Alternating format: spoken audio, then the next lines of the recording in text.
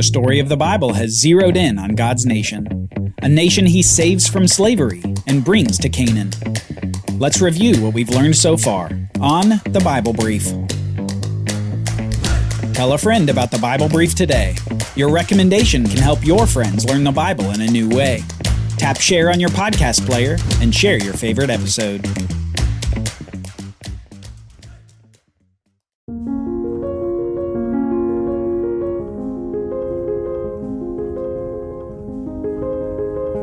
The sunset was beautiful that September night. It was set against the calm waves of the ocean, with only a few puffy clouds in the sky. The blazing fireball of brightness crept toward the horizon, and just as it passed beyond view, the oranges of the sunset began to transform into hues of pink and then purple. As twilight set in, the clouds forgot their milky white, and instead became inky blots in the sky that nearly matched the color of the waves hitting the beach. And soon, the sky was darkened, alit by only the distant twinkling of stars, forming the constellations of the night. The words just spoken should paint a picture in your mind, a scene that you can imagine unfolding before you on the beach, a beautiful sunset to end a peaceful day. Now what I want you to imagine, just for a moment, is having only one sentence of that description. Let's take this sentence. The blazing fireball of brightness crept toward the horizon. With just that sentence, do you see the beautiful scene in your mind? Or do you see something else? Something that isn't a sunset at all? Outside of the context of the scene and description, a blazing fireball of brightness could be the remnants of an explosion. It could be a meteor. It could be a failed attempt at a rocket launch. Apart from its context, and apart from the other details, you wouldn't understand the sunset at all. You'd come away with something not intended by the words of that sentence on their own.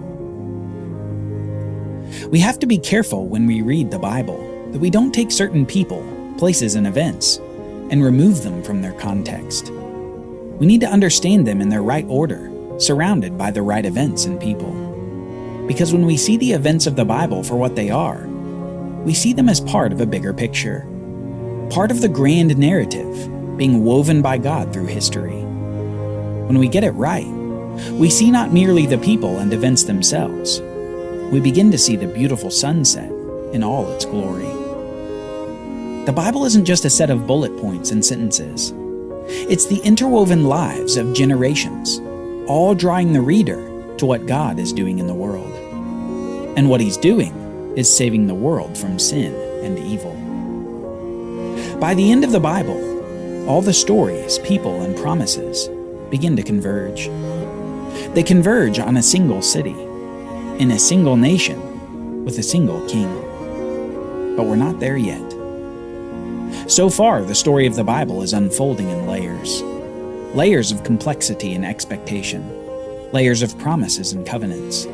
People, places, and events.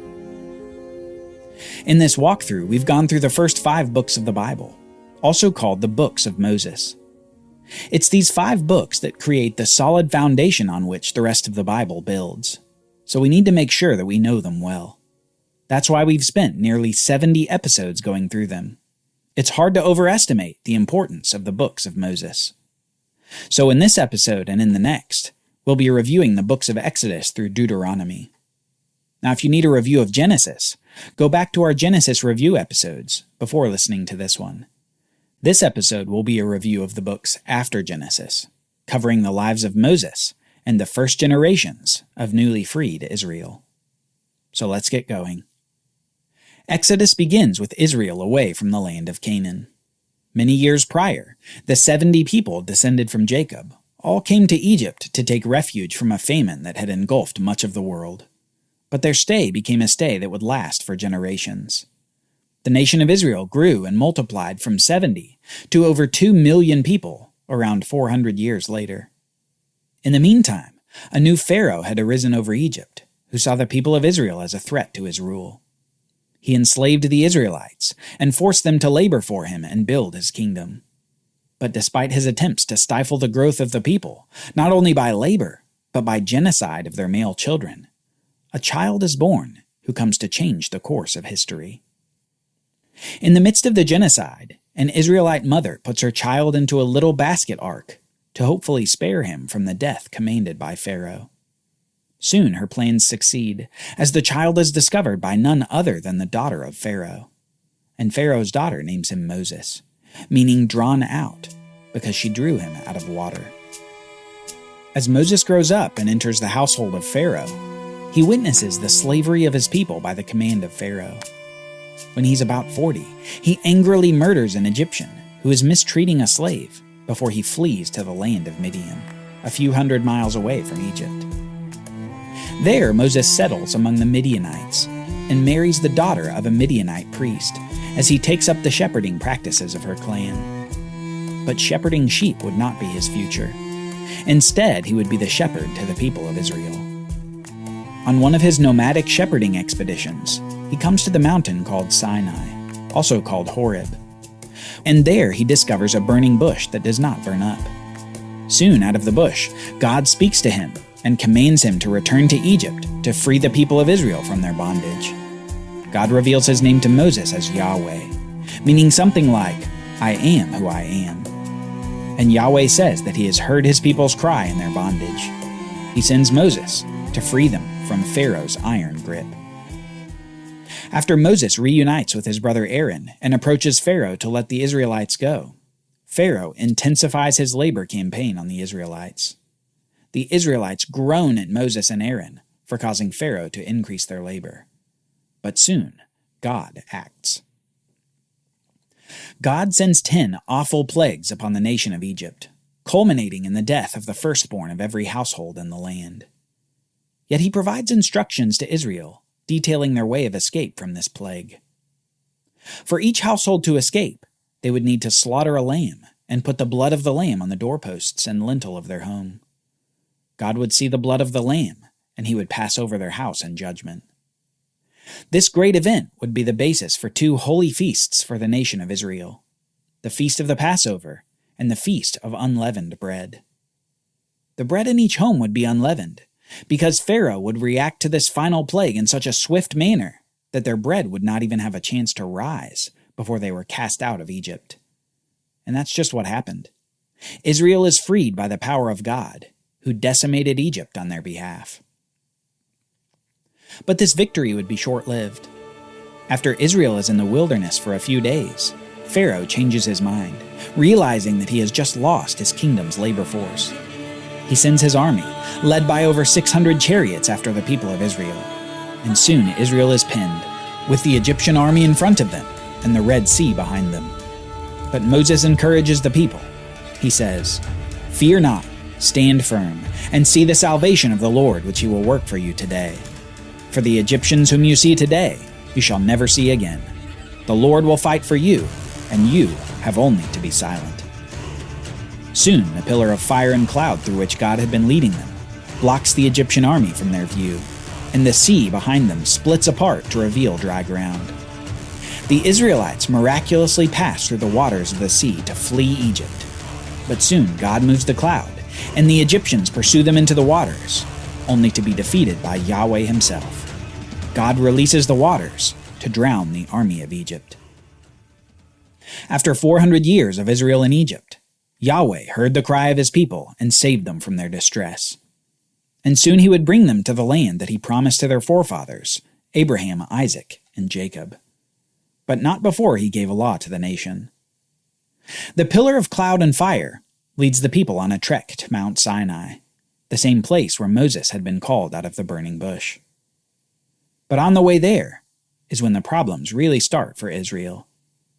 Shortly after beginning their trek, they begin complaining. First, they come to water that isn't potable because it's too bitter. They complain and grumble. Moses prays, and God provides a log for Moses to throw into the water to make it drinkable. The people are satisfied for a moment, but before too long they complain again. They complain that they have no bread and no meat to eat that they ate back in Egypt. While this angers Moses and Yahweh, God yet provides for the people. He provides them manna, the what is it bread from heaven, and he provides them quail for meat to eat. But soon they complain about water again, and through Moses God provides them water from a rock. This place where God provided water from the rock is memorialized as Meribah, where the people quarreled with the Lord.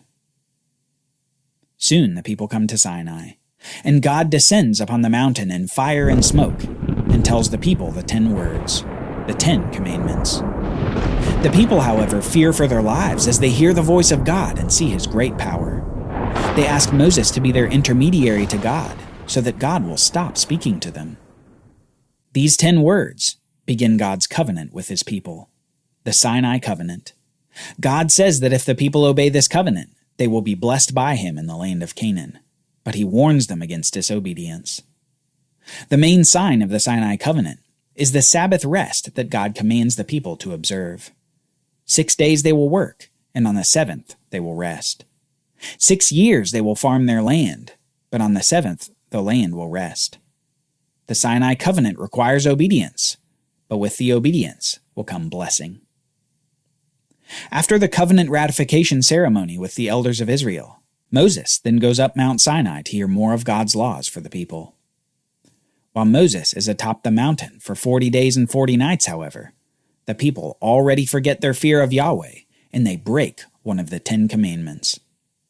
Moses' brother Aaron makes a golden calf, and the people begin bowing down to this idol and worshiping it with sensual dancing. On the mountain, God tells Moses of the people's sin and tells of his intention to destroy them all in favor of making a new nation through Moses. But Moses intercedes on behalf of the people in prayer to God. Soon Moses comes down the mountain and angrily breaks the stone tablets of the 10 commandments in front of the people. It hadn't been but a few weeks, and the people had already broken the law that God had given them. After dealing with their sin and destroying the golden calf, Moses again goes up the mountain to hear additional instructions from God for another 40 days and 40 nights. He makes another pair of stone tablets and returns to the base of the mountain with a shining face from his time spent with God. Then the people begin construction on the tabernacle tent, commanded by God to be built for him to dwell in. The tabernacle is constructed as a place for God to be with his people, and yet to be separated from his people in the holy place of the tent, where only the high priest could go once a year after a blood sacrifice. Reminders of the Garden of Eden fill the tent in the artistry of the curtains and the implements.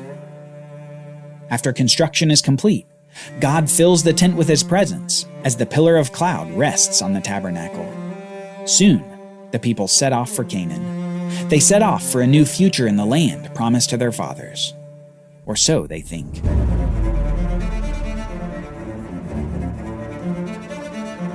Join us next time as we continue our review. Israel sends spies into the land, and the spies come back with their reports. Some speak of the goodness of the land. Others bring only fear.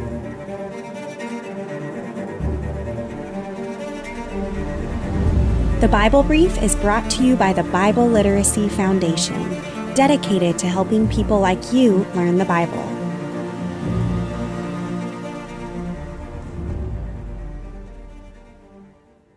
Copyright Bible Literacy Foundation 2023.